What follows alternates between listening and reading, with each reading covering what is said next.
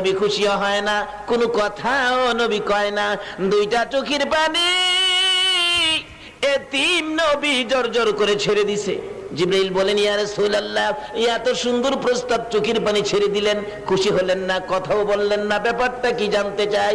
আমার নবী বলেন, জিবরাইল রে, আমার দাফন হবে আল্লাহর আরশের ডান পাশে।